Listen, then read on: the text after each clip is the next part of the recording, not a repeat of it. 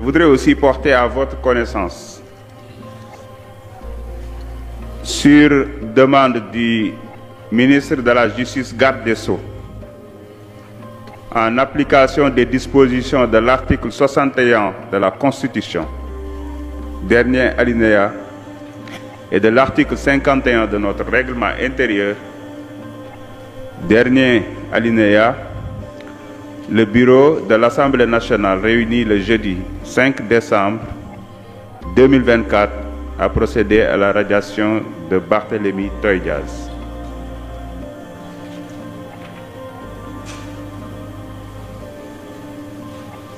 dal leen nag jàmm voilà mbokk yi comme ni ngeen ko gisee mu mel ni rek ki di El Malick Ndiaye mi nga xam ne rek mooy président bu assemblée nationale di gis nga rek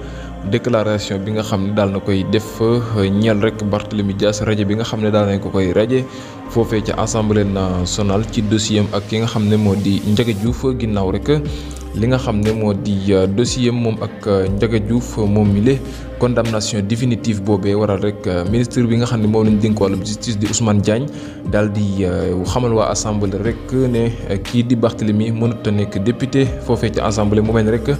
kile di Déthié Fall moo ko daal di remplacer ginnaaw loole nag kile di Abdou Mbow daal na yëkkati kaddu ñëw ca mbir ma di wax ne assemblée nationale bi nga xam ne rek moom lañ doon xaar gisuñu ko assemblée bi ñu gis daal mooy boo xam ne jaay noté la waaye itam jaay doole jël poste yëpp rek jox ko waa Pastef loolee nekk loo xam ne daf ko daal di metti lool moom Abdou Mbow tey ji àdduna jëm ca mbir ma waaye itam àddu rek ci rajo bi nga xam ne daal nañ koy rajee Barthélémy Dias ca fa nga xam ne moo di assemblée nationale loolee daal moom da koy ñaawloo ko metti lu di wax ne rek assemblée bi nga xam ne rek moom la ñuy jox tey ji nekkutoon boo xam ne moom lañ doon xaar benn yoon assemblée bi ñu doon xaar mooy bu jub tegu ci loi di liggéey waaye itam assemblée bi daal ma ngay wax ne rek moom jàpp na ne mbir ma ca diffamation lañ ko daal teg maanaam daal wàllum jaay doole ak nooteel moom Abdou Mbow nekk député ca assemblée nationale ginnaaw loolu kii la di Maïmouna Bousso itam yëkkati nay kàddu ñëw ca mbir ma waaye moom la mu xam rek moo di dafa jàpp que ne rek